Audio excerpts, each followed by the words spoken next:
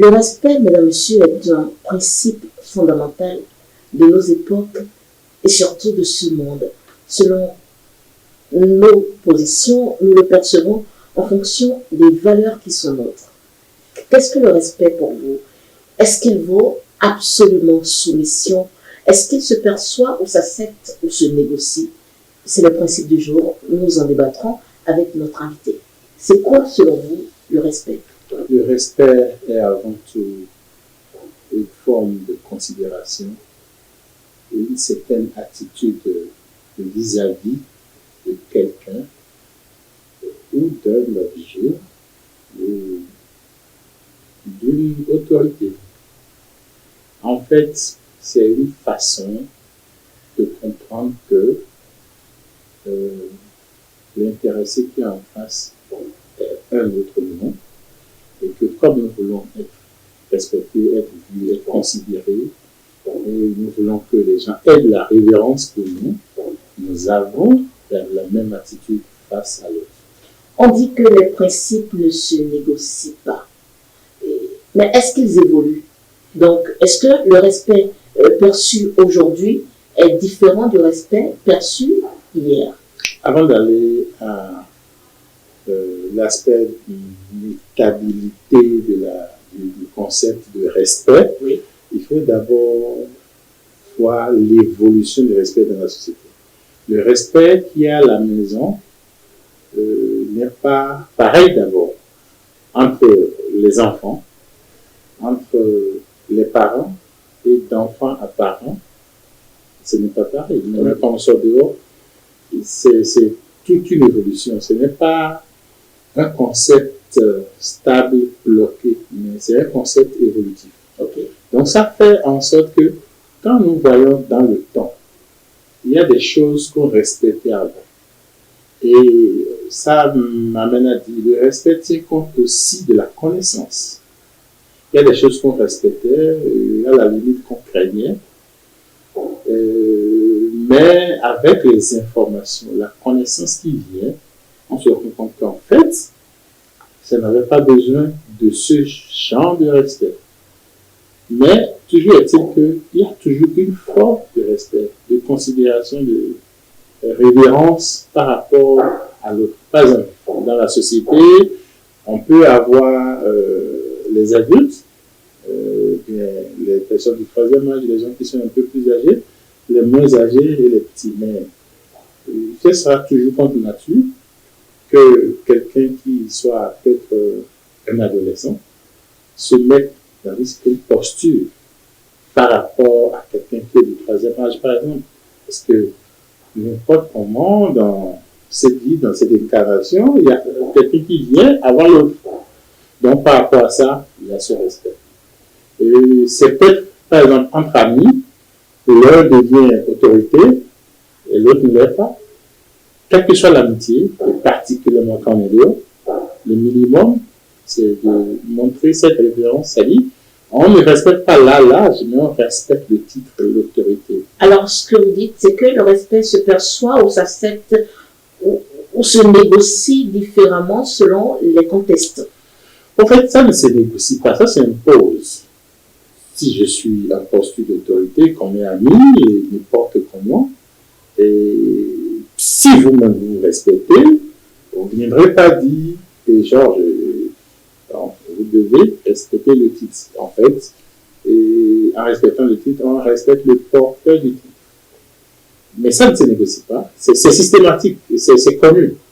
Mais quand on sort du cadre officiel, bien public, bon, le respect diminue. C'est maintenant, on parle entre individus, entre amis ou entre connaissances. Retour sur l'autre aspect de ma question, c'est finalement, est-ce que autrefois, le respect était plus présent dans nos sociétés? Autrefois, le respect était plus imposé, en fait. Et parce que dans notre société, quand vous allez un peu dans certaines régions où la tradition est demeurée la norme, la manière de saluer, par exemple, c'est une forme de respect. Mais nous, dans ce que nous connaissons dans la modernité, on va saluer, serrer la main, les femmes vont se faire des bises et autres, les gens vont s'embrasser, mais au village, tout le monde, on essaie d'abaisser les genoux, d'aller en bas, c'était même de se coucher par terre, parce que on veut révéler, il y a une certaine forme de respect, de révérence par rapport à celui qui est en face. Vous avez dit tout à l'heure que la connaissance démystifie le respect.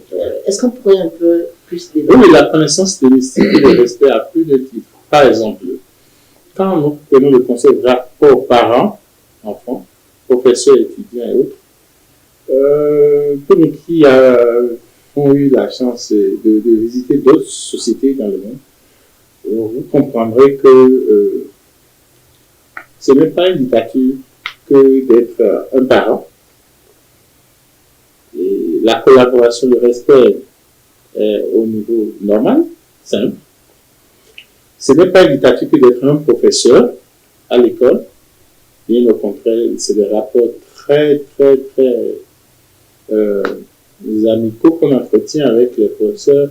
Et je me rappelle à un moment donné en arrière, je ne veux pas citer le nom de ce professeur qui a son âme, il vous dit clairement, même à l'université, après Dieu c'est moi. Donc qu'est-ce qu'il vous dit?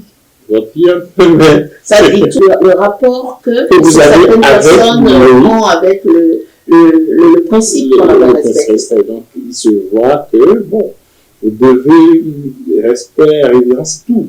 Alors aujourd'hui où tout devient quasiment banal, est-ce que les personnes frileuses au manque de respect ont raison finalement?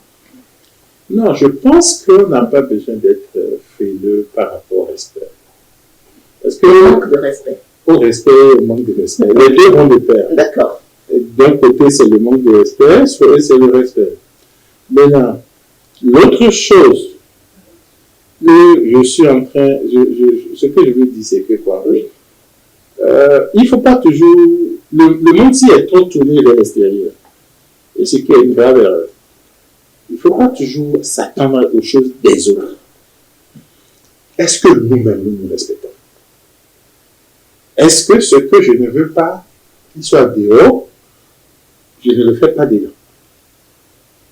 Donc, si j'ai ce respect pour moi, je vous garantis, le monde est fait d'une certaine manière, c'est un système de réflexe, de miroir. Si je me respecte, ça va s'imposer à n'importe qui. Pour vous qui avez fait plusieurs pays, est-ce que le respect en Afrique est autre? Le respect africain est autre. Est autre. Des fois, c'est outrancier. Des fois, c'est outrancier parce que on suppose que il faut avoir de la révérence pour tout. Et même ceux qui ne le méritent pas. Et ça a créé une génération de révoltés. Les enfants qui sont nés après la Révolution, si on descend un peu vers les années 80, entre 90 et 2000, peut-être après, vous allez voir le comportement est totalement différent. Mais ceux qui sont nés avant, ceux qui sont nés avant 90, vous allez aussi voir. Mais la fléchette de la période de la Révolution, où il y a eu beaucoup de démissions de parents aussi, vous allez voir. Parce que les gens vont parler d'éducation, mais c'est pas ça. Parce que ils ont découvert quelque chose qu'ils ne voyaient pas. Et maintenant, vous allez voir ceux qui sont nés après l'arrivée des chaînes de télévision comme LCD dans le temps. Vous allez voir que leur manière de vous regarder, de vous parler, c'est totalement différent. Pourquoi? Parce que ils ont appris autre chose. Et ce qui va se passer, c'est que d'ici une vingtaine d'années, ceux qui sont en train de l'être maintenant, au moment où la télévision atteint tous les villages presque, où les réseaux sociaux, la technologie est là, vous allez voir ce que la culture va devenir. Le respect ne sera plus ce que ça a été, forcément. Sociologiquement parlant, il y a une mutation qui est en cours, même. Ce n'est pas anticipé par ceux qui doivent. Mais c'est déjà très profond. Que la personne soit allée à l'école ou pas, vous allez sentir un grand changement.